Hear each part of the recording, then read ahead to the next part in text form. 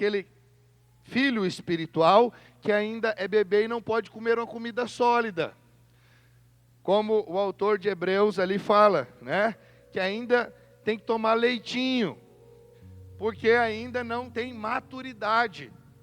Então o Senhor quer que você chegue a essa maturidade espiritual. E não pense você que essa maturidade espiritual só vai se dar ali no final da sua caminhada. Pelo contrário, desde o começo, desde o início da nossa caminhada, está à nossa disposição a palavra. E à medida que eu absorvo essa palavra é metabolizada, ela se torna parte de mim, eu vou crescendo inevitavelmente em maturidade. E aí eu deixo de tomar leitinho, passo a comer uma comida sólida. O que é essa comida sólida? É saber a respeito da justiça de Cristo, do Evangelho da graça. Alguém que está confiado na justiça do Senhor, que não tem mais nele justiça própria, que não está mais apoiado na força natural, que não está olhando mais com critérios humanos, mas que está com uma visão completamente espiritual. Uma visão alargada. Por quê? Porque agora ele chegou a esse nível de maturidade. O Senhor quer que você e eu sejamos maduros. Amém? Sem maturidade, nós não podemos acessar a imensa riqueza que o Senhor tem para mim e para você. Eu sempre gosto de lembrar os irmãos disso. Quando o filho é menor, o herdeiro é menor, em nada difere do escravo. Essa palavra fala muito ao meu coração. E essa palavra responde tantas dúvidas que eu sempre tive na minha caminhada. Quando eu olhava e falava, por que uns irmãos recebem, outros não? Fazem parte da mesma denominação, congregam no mesmo lugar, participam das mesmas reuniões, têm o mesmo Deus, mas um recebe e o outro não. E aí, esse texto é a resposta para de fato isso. Porque tem irmão que ainda é menor, é imaturo. Quando ele é imaturo, o pai pode ser rico, milionário, mas ele não pode ainda acessar da riqueza do pai, porque ele é imaturo. Ele é menor de idade, ele não pode pegar, o pai tem uma frota de carro, mas ele não pode utilizar nenhum carro, porque ele é menor. Veja, e essa comparação, dizendo que o filho quando é menor, não difere em nada do escravo, meu Deus, isso é muito forte. Porque o escravo está ali, é um serviçal, ele foi comprado por aquele senhor, para servi-lo por um determinado tempo, sem direitos, simplesmente está ali para servir, em troca de comida e moradia, mais nada. Isso o filho menor tem, comida e moradia. Mas desfrutar da riqueza do pai, ele não pode. Por quê? Porque ele é como um escravo. A riqueza do Senhor não é para os escravos, é para os filhos. Mas não é para qualquer filho, é para o filho maduro. Por isso essa era a oração insistente do apóstolo Paulo. O apóstolo Paulo não orava para que os irmãos fossem ricos, para que os irmãos fossem saudáveis, para que os irmãos, ali, fizessem coisas grandes nessa terra, para que os irmãos fossem pessoas notáveis, mas apenas uma oração ele fazia e insistia: Senhor, que os meus irmãos tenham revelação. Revelação, porque o que leva à maturidade é a revelação da palavra. E aí eu tenho revelação, eu cresço em maturidade e eu acesso tudo aquilo que o pai tem. E aí eu posso dizer, tudo que é do pai é meu. Tudo que o pai tem eu posso acessar, por quê? Porque eu sou um filho maduro. Eu sou um filho que cresceu. Quantos querem viver essa maturidade espiritual? Diga amém. Eu quero, como eu disse, falar de 7 princípios. E eu vou colocar aqui 7 princípios que eu considero mais vitais, primordiais. que não podem, de fato, faltar na minha vida e na sua vida. Filipenses, capítulo 3, verso 13 e 14, o apóstolo Paulo diz: irmãos, quanto a mim, não julgo havê-lo alcançado, mas uma coisa faço, esquecendo-me das coisas que para trás ficam e avançando para as que diante de mim estão, prossigo para o alvo, para o prêmio da soberana vocação de Deus em Cristo Jesus. Então, qual é o primeiro princípio que nós precisamos aqui ter nas nossas vidas, viver? Nós precisamos aprender a esquecer. Precisamos aprender a esquecer. E você pode até achar estranho o que eu vou te falar, mas precisamos aprender a esquecer as bênçãos do passado. Tem irmãos que vivem presos às bênçãos do passado, são saudosistas, e sempre o que ele viveu no passado é melhor do que está acontecendo no presente. Isso é terrível, isso é muito ruim. O apóstolo Paulo está nos ensinando: esqueça, siga adiante, olhe para frente. O que passou, passou. A bênção que Deus derramou sobre você no passado, dê graças por ela, louve ao Senhor por ela, mas saiba, tem bênçãos novas para você a cada dia. Você não pode ficar vivendo com base na bênção do passado. Deus tem algo novo para você hoje. Eu não sei se você lembra do maná quando era enviado para o povo hebreu no deserto. O Senhor enviava pela manhã, e aquele maná tinha que ser comido naquele dia. Não podia ser guardado para outro dia, senão apodrecia, virava bicho. Você sabe, esse maná fala a respeito do alimento que o Senhor nos dá, fala também da sua palavra. O que significa que o que o Senhor te dá hoje é para hoje. Ah, pastor, mas não vai servir para amanhã? Não, querido, não é nesse sentido. É que amanhã o Senhor tem uma palavra nova para você. O Senhor quer relacionamento com você. O Senhor não quer que você fique apoiado numa palavra que você recebeu ontem, e aí fique só naquela palavra e não busque mais Ele, não se relacione mais com Ele. Ele quer um relacionamento diário com você. Toda a palavra de Deus é uma bênção para a nossa vida, nos sustenta, mas aquela palavra foi para aquele dia. Amanhã o Senhor tem uma palavra nova para você. Você pode dizer amém? Sabe, mas ainda mais importante que esquecer as bênçãos, nós precisamos esquecer também os erros cometidos. Sabe, os pecados confessados devem ser deixados para trás.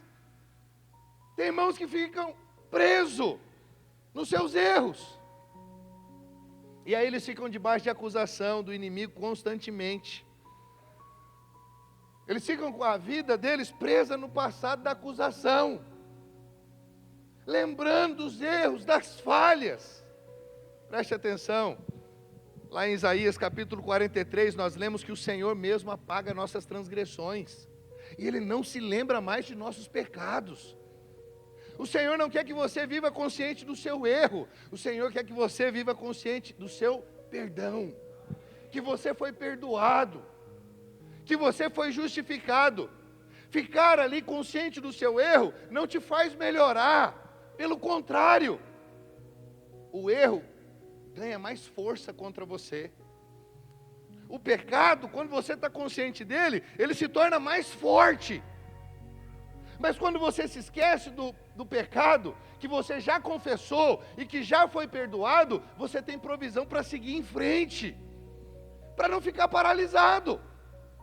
Porque quanto mais você fica consciente do seu erro, mais debaixo de condenação você fica. Você fica sempre, então, paralisado pelo diabo. Aí você, quando ora, você ora sem fé. Se ora, né? Se ora, porque está debaixo de condenação. Quem está debaixo de condenação normalmente não quer orar. Você vai louvar? Você louva, você nem tem vontade de louvar, porque você fala: eu acabei de, eu estou no erro, errei, pequei. Veja, te atrapalha a ter comunhão com o Senhor. Por isso o Senhor não quer que você tenha consciência do seu erro, das suas falhas. mas tenha consciência do perdão dos seus pecados. Isso te faz avançar. Isso te faz crescer espiritualmente. Isso é provisão para você crescer. Então, esquecer as próprias falhas significa se perdoar. Não faça como muitos irmãos que não se perdoam e vivem se martirizando pelos erros do passado. Se perdoa, querido. Você errou, fala: Senhor, aprenda com os seus erros. Eu não estou dizendo para você negar os seus erros. Não, não. Confesse e deixa. Não é confesse e continue falando dele, olhando para ele. Não, não. Confessa e deixa. Siga em frente como alguém que foi perdoado, como alguém que foi justificado. Se o Senhor te perdoou, por que você não vai se perdoar? Você está me acompanhando? Você pode dizer amém? Isso me introduz no segundo princípio, que é: nós precisamos aprender a perdoar. Eu vou dizer para os irmãos, essa é uma das maiores, ou a maior essência do cristianismo: perdão. Perdão. Se Cristo não nos perdoasse, todos nós iríamos para o inferno. Todos nós não poderíamos estar aqui reunidos, porque não faria sentido. Reunido em nome de quem? Para adorar a quem? Hoje eu só posso adorar a Deus, você só pode adorar a Deus porque Cristo nos perdoou. O que Ele falou? Pai, perdoa-lhes, eles não sabem o que fazem. E o que eles estavam fazendo? Tirando sarro, zombando dele, enquanto ele estava na cruz sofrendo, cuspindo nele. Se você é Deus, desce da cruz, salva-te, a ti e a nós. Veja, e o Senhor fala: Pai, perdoa-lhes. Mas quando nós nos intitulamos como cristãos e não perdoamos, ouça com muito amor o que eu vou te dizer: você é qualquer coisa menos cristão. Você é qualquer coisa, porque ser cristão é ser perdoador. O significado de ser cristão é pequenos Cristo. Eu faço o que Cristo ensinou, eu replico o que Cristo fez, eu ando seguindo os passos de Jesus. Ele perdoou, eu perdoo. Ele amou, eu amo. Ele aceitou, eu aceito. Isso é ser cristão, é fazer o que Cristo fez. Então nós não podemos ficar nos enganando, nos iludindo. Eu sou cristão. Não, você pode ser chamado de qualquer coisa, mas não se chame de cristão se você tem alguém que você não perdoa. Não é opção para o cristão não perdoar. Ser cristão significa perdoar. Pastor, mas você não sabe o que ele fez, o que ela fez. Pois é, Jesus também não perguntou por que eles estavam fazendo aquilo. Simplesmente falou: Pai, perdoa-lhes porque eles não sabem o que fazem. Ele colocou eles na classe dos, como eu posso dizer, ignorantes. Coloque o seu irmão que você está tendo como inimigo no grupo dos ignorantes. Está fazendo aquilo, mas ele não sabe por que ele está fazendo.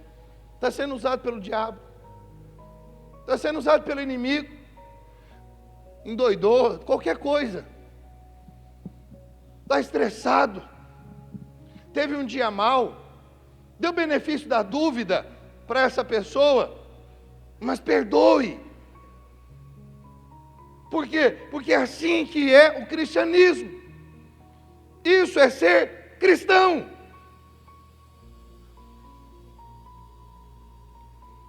Falar de perdão é falar de graça. É falar da capacidade de oferecer aos outros uma memória apagada, sem registros. Perdão é dar ao outro uma nova chance, é permitir reparação. Sabe, meu irmão, quem não admite reparação é porque não possui um coração perdoador. Não sei se você sabe, perdão não existe na natureza. Perdão é algo do céu. Ele veio para a terra quando Jesus desceu a nós.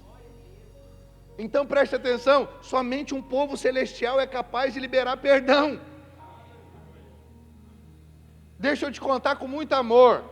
Se você não consegue perdoar, provavelmente você não nasceu de novo. Porque é só um povo celestial que pode perdoar. Sabe quem é esse povo celestial? Que nasceu de novo, que morreu para essa carne e nasceu do Espírito. O que é carne é carne, o que é nascido da carne é carne, e o que é nascido do Espírito é Espírito. Você nasceu do Espírito, então haja como alguém que nasceu do Espírito. Perdoe o seu irmão, perdoe o ofensor. Perdão é saúde física e espiritual. Perdão, querido, só sabe perdoar quem de fato reconhece que um dia foi pecador. Todos pecaram e destituídos foram da glória de Deus. Não há um sequer que não esteve nessa posição de pecador. Então, se eu estive nessa posição de pecador, mas agora eu sou justo, eu só sou justo, sabe por quê? Porque eu fui perdoado. Então, como eu sei o que era ser um pecador e agora sou perdoado, apesar de ter sido um pecador, o que eu faço? Perdoo também. Por isso o Senhor diz: aquele que muito sabe que é amado, muito ama, muito perdoa. Quem não perdoa, não sabe o quanto foi perdoado. Ele trata o sacrifício de Jesus como assim: Senhor, eu não fui tão ruim assim. Talvez o seu sacrifício serve para Hitler, Mussolini, para esses homens terríveis na história, Nero, esses políticos corruptos, estupradores de criancinhas, de mulheres. Mas eu nunca fumei, nunca bebi, nunca roubei. E aí o que ele pensa? Não fui tão perdoado assim. Perdão para mim foi um pequeno perdão. Preste atenção. Não importa o tamanho do seu pecado, se é para o inferno da mesma forma. A questão não é o tamanho do seu pecado, é de onde você foi tirado, de onde você foi livre. Você ia para o inferno, não vai mais, sabe por quê? Porque foi perdoado. Se o seu pecado é grande ou pequeno, não importa, você ia para o inferno da mesma forma. Mas agora você não vai, sabe por quê? Porque o Senhor te perdoou. Então, se eu sei disso, se eu entendo isso, se eu tenho, de novo, lembra, Paulo diz, revelação, Senhor, que eles tenham revelação. Se você e eu temos revelação, nós perdoamos. Se eu entendo essas verdades, eu perdoo. E sabe o que acontece? O nosso ambiente é um ambiente maravilhoso. Nossa comunhão é sempre muito boa. Sabe por quê? Porque a nossa comunhão se dá com todos os irmãos. Não existem no nosso meio panelas. A panelinha, não, este grupo, só ele se reúne aqui, com aquele outro grupo não dá. Sabe por quê? Tem alguma rusguinha ali. Não, com aquele irmão ali eu não vou muito com a cara. Meu santo não bate com o santo dele. Essas conversas fiadas. Não, filho, talvez você não nasceu de novo ainda. Talvez o que você precisa ainda é se converter ao Evangelho, a Cristo. Não tem a ver com você não vai com a cara. Cristãos não têm esse negócio. Não vou com a cara. Eu amo a todos. Eu amo o legal, mas amo o chato também. Amo quietinho, mas amo também o falador. Eu amo a todos os irmãos. O irmão que é fácil de lidar e o irmão que é custoso. Amo igual. Quantos estão me acompanhando? Diga amém. Que o perdão possa fluir do seu coração. Assim como o Senhor te perdoou, você possa perdoar aquele que te ofender, aquele que te ferir, aquele que te magoar. Ah, pastor, mas quando a ofensa é deliberada, é diferente. Não existe ofensa que não é deliberada. Toda ofensa é deliberada. Assim como não tem pecado não deliberado, todo pecado é deliberado. Isso é conversa de crente raso. Ah, pastor, mas o pecado não deliberado... Não, todo mundo peca consciente, peca deliberadamente. Ainda que você não planejou, mas na cabeça de alguns é não planejar, é não ser deliberado. Não, você só não planejou, mas na hora de pecar você quis. Você pecou deliberadamente. Você está entendendo? Não é o fato de ser deliberado ou não que o Senhor nos coloca na categoria dos ignorantes. É a graça dele que nos coloca nessa categoria. Mesmo sendo um pecado deliberado.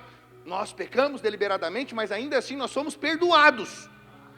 Ou você acha que é só o pecado que você cometeu, que muitos dizem que não é deliberado, o que não existe, que te recomenda a Deus? Não. O Senhor não perdoou você só de um tipo de pecado, Ele te perdoou de todo pecado. Eu sei que isso merece um pouco mais de consideração, mas eu não tenho tempo para fazer essa consideração agora, senão eu vou estourar meu horário. Apenas guarde isso no seu coração. Perdão é generosidade, é graça, é um favor imerecido. Só podemos perdoar quem não merece, assim como nós fomos perdoados sem merecer. Você pode dizer amém? Terceiro princípio. Aprenda a orar. Se vós permanecerdes em mim, e as minhas palavras permanecerem em vós, pedi o que quiserdes, e vos será feito.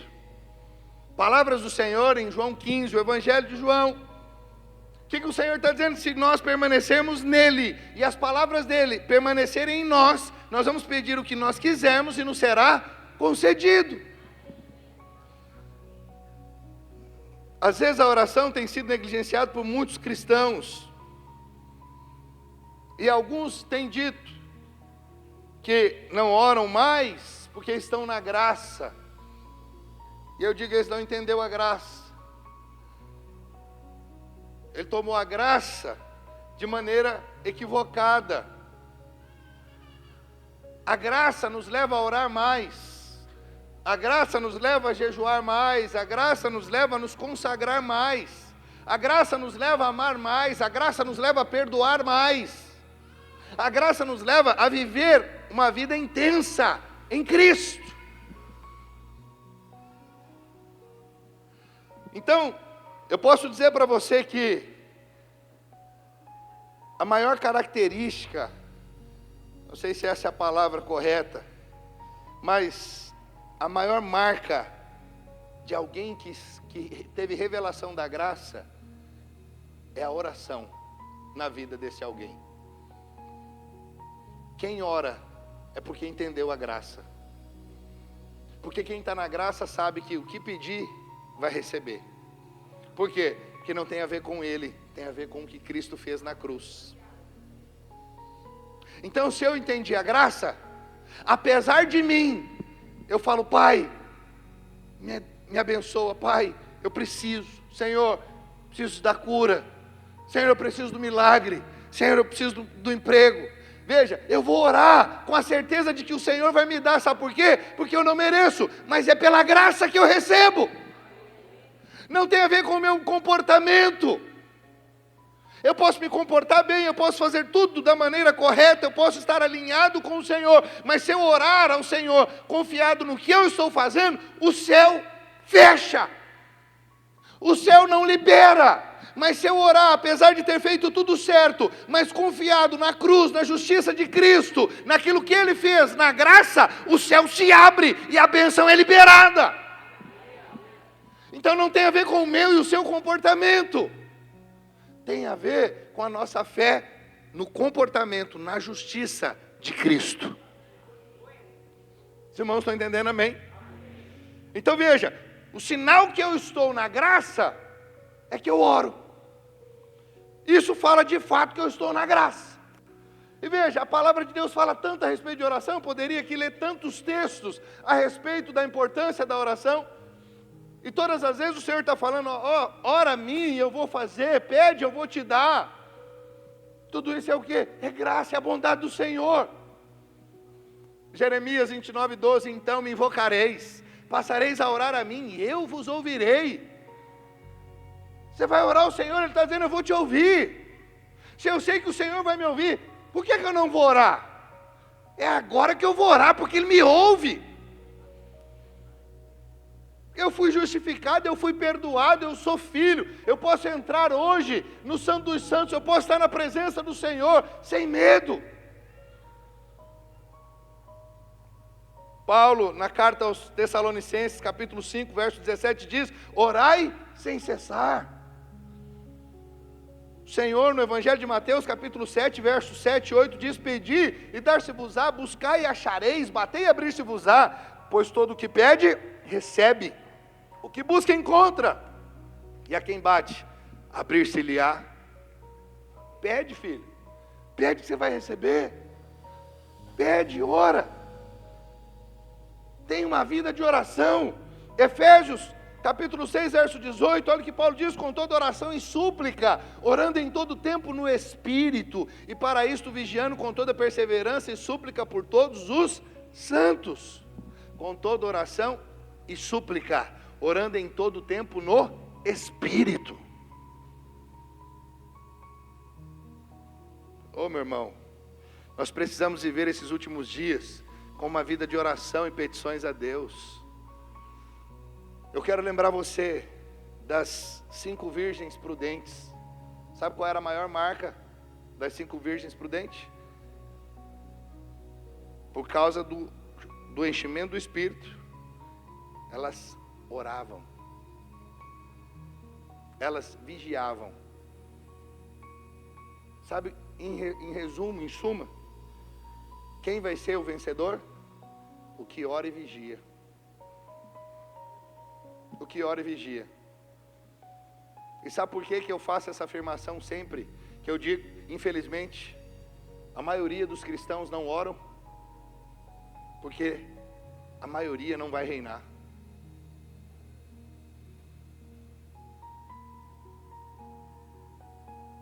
Não vão reinar, sabe por quê? Porque não oravam. Não tem como perceber a direção do Espírito sem oração. Não tem como. Um crente sem direção é um crente que não tem como governar, reinar em vida. Essas 5 virgens prudentes só estavam ali como vencedoras e entraram para as bodas porque elas oravam. Então não trate a oração como algo qualquer. Isso não tem a ver com o tempo. Ah, pastor, quanto tempo que eu tenho que orar? Não é isso. É uma vida de oração. Orai em todo tempo. Orai sem cessar. É uma vida conectada com o Espírito. Isso é só resultado de alguém cheio do Espírito, com a lâmpada cheia. Quantos estão me entendendo? Diga amém. O que a palavra diz? Muitos serão chamados, mas poucos.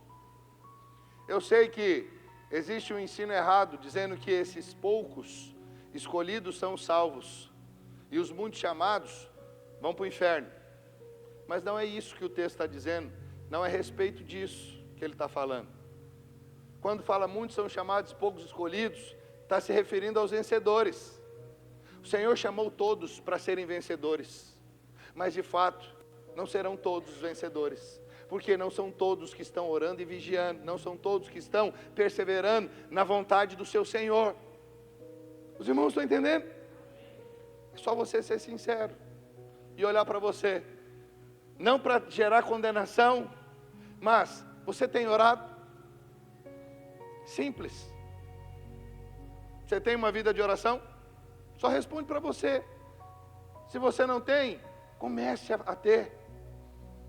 Há tempo. O Senhor não vai contar desde o dia que você se converteu até o final. Não, não. Não é como nós começamos. É como nós terminamos que importa. Dá tempo, querido. Dá tempo.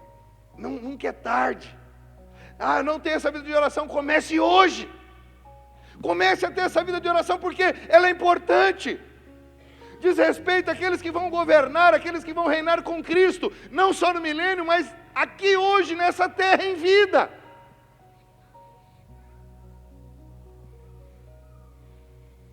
Quantos podem dizer amém?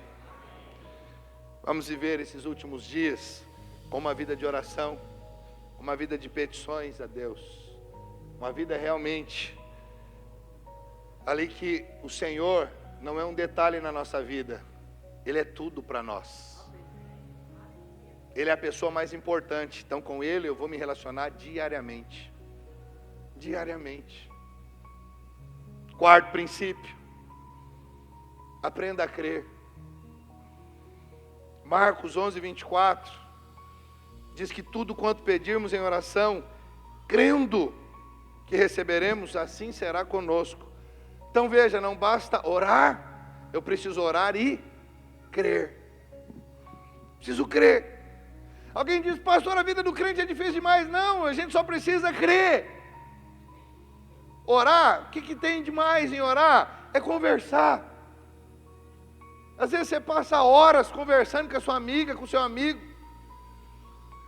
Passa horas falando, proseando.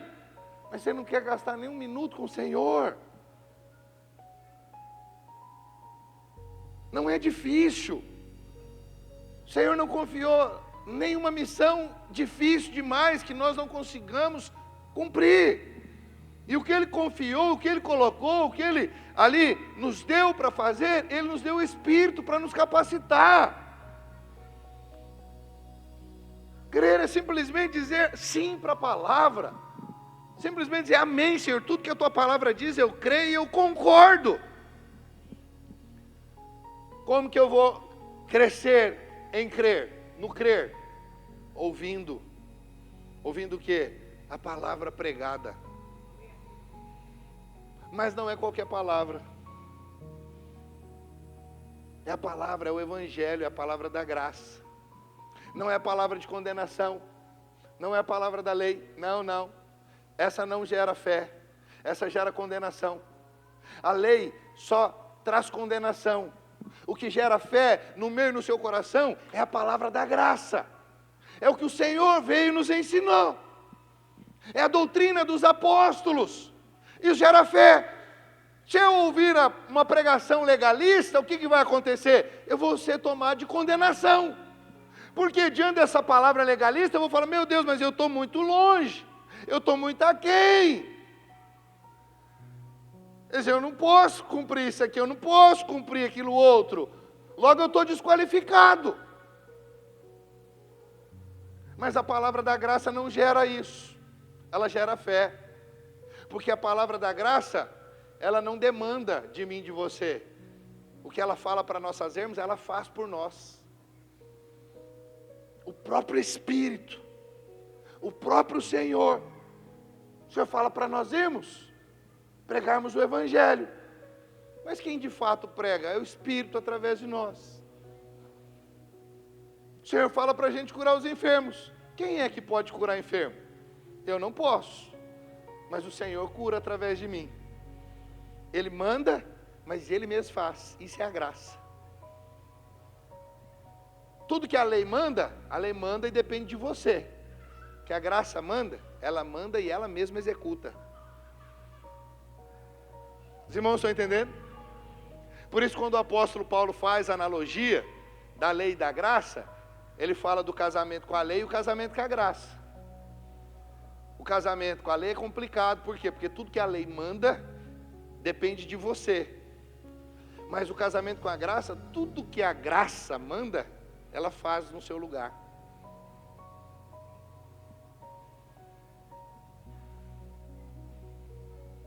Os irmãos estão entendendo? É o Senhor quem faz. Nós somos apenas um instrumento. Nós recebemos o Espírito. E pelo Espírito as coisas acontecem. Então veja, eu preciso ouvir mais a palavra. Eu preciso, sabe, gastar mais tempo lendo a palavra, ouvindo a palavra, ouvindo pregações que não são legalistas, que são baseadas realmente no que o Senhor Jesus veio ensinar. A fé na palavra, meu irmão, é o sinal de que estamos crescendo espiritualmente. E por causa disso, nós somos levados à multiplicação. Quanto mais eu estou apoiado na palavra, mais crescimento, mais multiplicação. Porque não tem como errar. Se eu estou apoiado na palavra, o resultado vai ser sempre bênção, avanço. É uma fé apoiada na palavra. Você pode dizer amém? Não é a fé de Tomé, que é uma fé com base naquilo que vê. Veja, se eu tenho que ver antes para crer, isso não é fé. A verdadeira fé é aquela de Abraão, que creu contra a esperança para vir a ser pai de muitas nações. Abraão não viu, era um idoso. Sara era uma idosa. Eles não podiam ter filhos, eram estéreis. E aí o que Deus fez? Falou apenas, creia. Olha para as estrelas, olha para a areia do mar. Assim como é numerosas as estrelas, são numerosas as estrelas do céu, e assim as areias, incontáveis a areia do mar, assim vai ser a sua descendência. O que Abraão precisou fazer? Apenas crer. Isso é fé. Porque se ele tivesse que ver para crer, ele jamais iria desfrutar do milagre. Porque tudo que ele via era um velho, uma velha, sem nenhuma condições para ter um filho e ser pai de muitas nações. Quantos estão me acompanhando? Diga amém. Sabe, meu irmão, eu não creio em cura porque eu vi alguém sendo curado. Eu creio porque a palavra diz que assim acontece, assim é, para aqueles que estão em Cristo, aqueles que confiam em Cristo. Então nós precisamos aprender a crer, para que não venhamos andar ansiosos pelas coisas da vida. Se eu creio, eu descanso. O sinal de que eu estou crendo é que eu estou descansado. Estou tranquilo com relação às contas que eu tenho que pagar amanhã. Estou tranquilo com relação a todas as coisas. Se há alguma enfermidade, eu descanso, porque o Senhor é minha cura, eu creio. Veja, descansar é um sinal de fato que eu estou crendo. Se você fica ansioso, é porque você ainda não creu. Mas quando você descansa, esse é o sinal que você verdadeiramente creu no Senhor e na sua palavra. Amém, queridos? Quinto princípio, aprenda a adorar.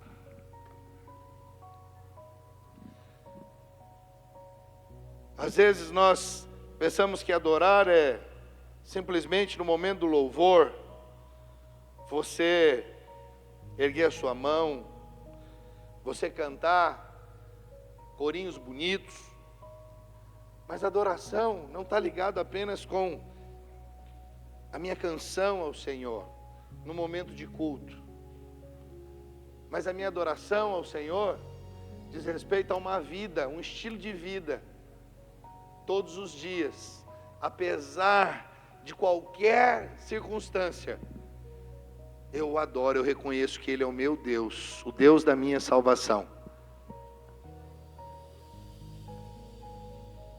Como nós vimos esses dias no culto de domingo, Abacuque, aquela é a adoração verdadeira. Não tem gado do curral, o produto da oliveira mente, está faltando, a vinha não está produzindo, ou seja, aquilo ali, aquele contexto agropastoril está falido. E o que Abacuque está dizendo? Ainda que nós estamos nessa situação de falência, Contudo, todavia, eu adorarei ao Senhor, o Deus da minha salvação. Essa é a verdadeira adoração. Não é simplesmente no culto você erguer as suas mãos e cantar uma canção. Sim, eu posso adorar ao Senhor nesse momento, sim. Mas adoração é algo que acontece todos os dias na minha vida. Momentos bons e momentos ruins, eu digo para Ele, eu te adoro, Senhor. Obrigado. Senhor, eu não sei por que aconteceu isso aqui, mas eu sei que o Senhor está no controle. Sabe, o Senhor não fala para você dar graças pelo problema. Ele diz para você dar graças em tudo a Deus. Mas não pelo problema, mas apesar do problema, eu dou graças a Deus. Eu sei, o Senhor está no controle. O Senhor não está fora do controle da minha vida, pelo contrário. Por isso eu posso descansar. Por isso eu continuo adorando o Deus da minha salvação. Amém? Mas a hora vem, e agora é, em que os verdadeiros adoradores adorarão o Pai em espírito e em verdade, porque o Pai procura a tais que assim o adorem. Deus é espírito, e é necessário que os que o adoram, o adorem em espírito e em verdade. Salmo 95, 6, vinde, adoremos e prostremo-nos, ajoelhemos diante do Senhor que nos criou.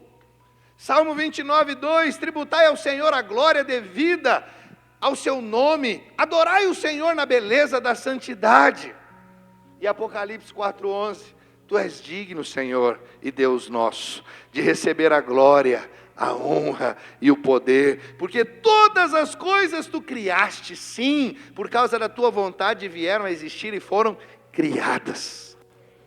Sabe, adorar a Deus é olhar para Deus, olhar para tudo que Ele é, e você está sempre ali, maravilhado.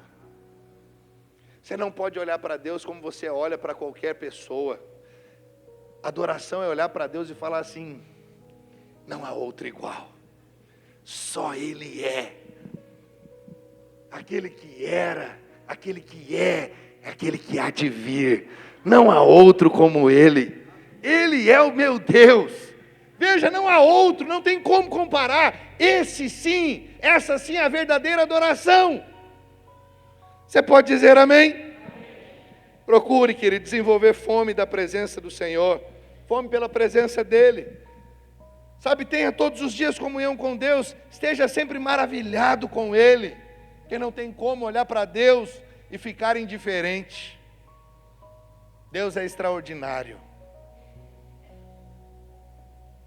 Sexto princípio e penúltimo, aprenda a testemunhar. Atos 1:8, mas recebereis poder ao descer sobre vós o Espírito Santo, e ser-me-eis testemunhas, tanto em Jerusalém como em toda a Judeia e Samaria, e até os confins da terra. Sabe, eu e você recebemos poder do Espírito para sermos testemunhas. Testemunhas. Se tem uma coisa que nós precisamos aprender e crescer nisso, é em testemunhar. Todo crente nasceu para testemunhar. Se você não testemunha, tem algo de errado. É importante você testemunhar, você foi salvo para testemunhar. Você foi salvo para compartilhar as boas novas de salvação, levar as boas notícias até as pessoas que ainda não receberam essa boa notícia. Marcos 16:15 diz, e disse-lhes, ide por todo o mundo e pregai o evangelho a toda criatura. Para quem que o Senhor está falando isso? Para nós. Para a igreja, não é para o pastor, não é para o líder, não é para o discipulador, é para todos os santos. E de pregar o evangelho a toda criatura, ou seja, testemunhe. As pessoas precisam ouvir do amor de Deus, as pessoas precisam ser tiradas do lamaçal que elas estão, do império das trevas. Elas precisam ser levadas para o reino do Filho do seu amor. Elas precisam desfrutar dessas bênçãos que nós, filhos, desfrutamos. Mas isso só vai acontecer se nós testemunharmos. Romanos, carta de Paulo aos Romanos, capítulo 10, versos 14 e 15, diz: como, porém, invocarão aquele em quem não creram? Como crerão naquele de quem nada ouviram? E como ouvirão se não há quem pregue? E como pregarão se não forem enviados? Como está escrito: quão formosos são os pés dos que anunciam coisas boas. Oh, meu irmão, olha o que o apóstolo Paulo está dizendo. As pessoas não podem invocar se elas não crerem. Mas elas não podem crer sem antes ouvir. Elas precisam ouvir, mas elas só podem ouvir se houver alguém para pregar. Então nós precisamos entender que esse é o nosso chamado. Fomos comissionados para pregar. Pare de achar que isso é uma missão do pastor. Essa é uma missão da igreja. Se dependesse apenas dos pastores, não ia haver salvação em massa. A salvação só acontece em massa, porque você lá no seu trabalho, lá no escritório, lá na escola, na faculdade, lá no mercado, lá em qualquer lugar que você esteja, você está anunciando. Você vai alcançar pessoas que eu jamais vou ter contato. Você tem conexões que eu nunca vou ter. Então a você foi confiado pessoas. Por isso pregue, anuncie as boas novas. Você pode dizer amém? Você acha que é a maioria dos crentes que testemunham? Eu vou te dizer, não é. Infelizmente. Vou te dar um exemplo. Nós somos em mais de 600 pessoas em célula e que frequentam nosso culto, entre célula e culto. E nós tivemos um último encontro agora. 600 pessoas. Sabe quantas pessoas nós levamos para o encontro? 28. A minha pergunta é: todos anunciam? Se os 600 anunciassem enfaticamente, fervorosamente, insistentemente, você acha que nós levaríamos apenas 28 pessoas para o encontro com Deus? Por que nós não levamos? Porque não são todos que testemunham. Por isso, a palavra é: precisamos aprender a testemunhar. Esse princípio não pode faltar. Nascemos para testemunhar. Pastor, mas eu não conheço muito o evangelho. Você não precisa conhecer, você só precisa dizer o que o Senhor fez na sua vida. Não tem testemunho mais poderoso que esse. Eu era cego e agora vejo. Eu era pinguço e agora eu sou sóbrio. Eu era viciado em drogas, agora eu estou liberto. Só isso. Depois você vai conhecendo de Jesus. Mas você não precisa aprender a Bíblia inteira para anunciar, para testemunhar. Testemunhe, fale do que o Senhor já fez na sua vida. Sabe, aí nós vamos viver uma revolução. Nós vamos viver uma revolução, milhares e milhares de pessoas serão alcançadas, sabe por quê? Porque todos nós vamos estar testemunhando. Não é o pastor somente no púlpito, não é o líder apenas na célula, não é o discipulador no seu discipulado, mas todos os santos, aonde eles estão testemunhando. Aí você vai ver uma revolução. Aí você vai ver encontro com Deus, quando anunciar, ser fechado em minutos. Sabe uma coisa que me impressiona? Para você ver, não tem nada mais poderoso que o Evangelho, nada mais importante que a vida de uma pessoa ser transformada pelo poder do Evangelho. Claro, vai de lugar para lugar, mas nós vemos uma inscrição de legendário para subir uma montanha, que custa R$ 1.900, em 5 minutos está fechado, 200 vagas. Nós falamos do encontro com Deus, por 1, 2 meses com antecedência, apenas R$100, que é só o custo da alimentação, chega na última semana ainda não fecha. Não é uma inversão de valores? É uma tamanha inversão de valores. E sabe o que mais me assusta? É que quem mobilizou para essas 200 pessoas subirem a montanha e pagar R$ 1.900 são os mesmos irmãos que estão aqui na igreja que mobilizariam para o encontro com Deus. Conseguimos testemunhar por legendários e às vezes não conseguimos testemunhar para o encontro com Deus. Eu sei que você fala, pastor, não, mas essa comparação não, querido, não, ela pode ser feita. Nós estamos falando de R$ 1.900 e R$ 100, só ali já coloca os legendários em desvantagem, sim ou não? Porque não é qualquer um que vai para os legendários, mas podemos falar, qualquer pessoa pode ir para o encontro com Deus, porque ainda que a pessoa não tenha R$ 100, nós vamos ter sempre alguém que tem R$ 100 para arrumar, mas não é todo mundo que tem 1.900 para arrumar, é ou não é? Veja, tudo a favor do encontro. O que precisa só? O valor ser invertido, mudado, voltar para a essência, para o que é mais importante. Não estou dizendo que legendário não é importante. Nós mobilizamos, nós enviamos, eu sirvo lá, já servi em 3 tops e vou continuar servindo, a nossa igreja vai servir, mas eu estou te mostrando o resultado de um encontro com Deus, no que diz respeito a conhecer o Evangelho e a Cristo, é muito superior ao resultado de um legendário. Os irmãos estão entendendo? Testemunhar, temos que aprender a testemunhar. Assim, diz a palavra de Deus, Mateus 5,16, assim brilhe também a vossa luz diante dos homens, para que vejam as vossas boas obras e glorifiquem a vosso Pai que está nos céus. Atos 4, 19 e 20, mas Pedro e João lhes responderam, julgai ser justo diante de Deus, ouvir-vos antes a vós, outros, do que a Deus, pois nós não podemos deixar de falar das coisas que vimos e ouvimos. Pedro, aqui, e João, estão sendo impedidos de pregar o Evangelho, como nos países comunistas. Se pregar, vai ser preso, se pregar, vai ser morto. E eles estavam nessa situação. O que Pedro falou? Julgue ser justo diante de Deus, ouvir-vos antes a vós do que a Deus. Nós vamos ouvir antes a Deus, e nós vamos continuar pregando o Evangelho, ainda que nos custe a vida. E nós não estamos diante dessa pressão ainda. Podemos chegar um dia no nosso país a se tornar um país comunista, como tantos outros. E aí sim nós vamos valorizar muito mais a pregação do Evangelho e o Evangelho.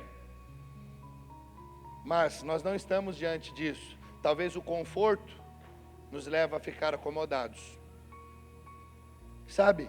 Pregue, testemunhe, como se fosse o seu último dia, o seu último suspiro, a sua última oportunidade. Faça também como se fosse a última chance que aquela pessoa que está ouvindo tivesse. Que aí você vai insistir, você vai perseverar mais. Eu vou te dizer, nós vamos ter muito mais vidas sendo abençoadas e sendo alcançadas por causa desse posicionamento, amém? Que o Senhor nos capacite para aprendermos a testemunhar, que a nossa boca fale, sabe, todos os dias a respeito da bondade do Senhor e do amor do Senhor. Você pode dizer amém? E eu encerro, último princípio, aprenda a ser generoso. Lucas 6,38, dai e ser-vos-á dado, boa medida, recalcada, sacudida e transbordando, vos deitarão no regaço, porque com a mesma medida com que medis, vos medirão a vós. Sabe, algumas pessoas contribuem simplesmente por uma obrigação, e assim eles deixam de receber o melhor de Deus. Deixa eu te dizer, a respeito de contribuir, a respeito da generosidade, a respeito de dízimos e ofertas, sabe, que você não apenas faça, mas faça com o coração correto, com a motivação correta. Quando nós fazemos apenas para cumprir uma obrigação, nós deixamos de acessar de fato o resultado que está ali ligado aos dízimos e ofertas, à contribuição. Mas que a minha motivação seja o reino, seja porque eu sou abençoado, seja porque o Senhor já me abençoou, porque eu posso semear, porque eu posso abençoar. Outras pessoas contribuem meramente para receber uma bênção, e assim eles deixam de receber por causa dessa motivação egoísta, ou seja, fazem negócio com Deus. Senhor, eu vou dizimar, eu vou ofertar, mas Em troca, o Senhor tem que me abençoar no meu emprego, o Senhor tem que me dar um carro novo, o Senhor tem que, veja, eu vou fazer porque eu quero ver uma... E veja, isso é barganha, isso é troca. Ah, pastor, todo mundo dizima esperando, claro, mas eu não vou negociando com Deus. Eu vou esperar pela fé, porque a palavra diz, o seu semeio é certo a colheita. Aquele que semeia muito, muito colhe. Semeia pouco, pouco colhe. Quem não semeia não colhe nada. Eu vou semear com base na palavra. Claro que eu quero colheita. Mas eu quero colheita só porque o Senhor disse que aquela semeadura vai gerar colheita. Eu não vou condicionar o Senhor. Senhor, eu vou fazer se o Senhor fizer. Preste atenção, o Senhor já fez. Toda semente que você semeia, você só tem essa semente porque Deus te deu antes. Ou você tem poder de gerar semente? Alguém aqui pode gerar a sua própria semente? Toda semente que vem à sua mão, antes de vir à sua mão, alguém gerou ela. Esse alguém foi Deus. E Ele permitiu que essa semente fosse dada a você. Não tem nada que você dê a Deus que Ele não tenha te dado antes. Você nunca vai dar para Deus mais do que Ele já te deu e que Ele vai te dar. Então esse princípio é muito importante nós compreendermos. Sermos generosos, porque a generosidade nos leva a uma prosperidade, sabe, segundo Deus, segundo o coração dEle. Amém, irmãos? Sabe, que o seu coração seja um coração sempre generoso. Pastor, só com a obra de Deus? Não, seja generoso com as pessoas. Seja generoso com aquele que está passando necessidade. Seja alguém que abençoa aquele que precisa. Provérbios 11, 24 e 25 diz: a quem dá liberalmente, ainda se lhe acrescenta mais e mais. Quem dá liberalmente vai acontecer o quê? Vai ser acrescentado mais e mais. Ao que retém, olha aquele que retém, ó, mais do que é justo, ser-lhe-á em pura perda. E o texto segue: a alma generosa prosperará, e quem dá a beber será descedentado. 2 Coríntios 9:11 diz: enriquecendo-vos em tudo, para toda boa generosidade. Enriquecendo você em tudo, para quê? Para generosidade. O Senhor não te enriquece para reter, o Senhor te enriquece para abençoar. Por quê? Ele explica.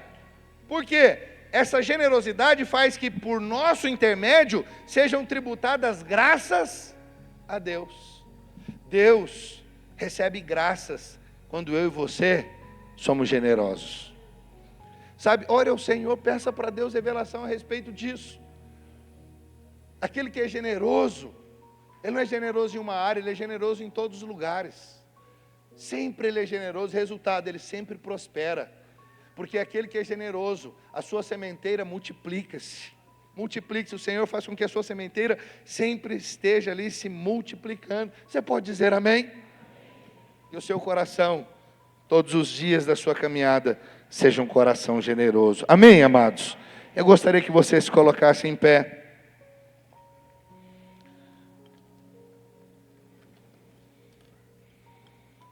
Eu quero que você ore comigo a respeito desses 7 princípios. Se você não lembrar dos 7, fale aquele ou aqueles que mais tocou em você. Mas o primeiro é: aprenda a esquecer. Comece a saber, comece a entender, entenda que o Senhor todos os dias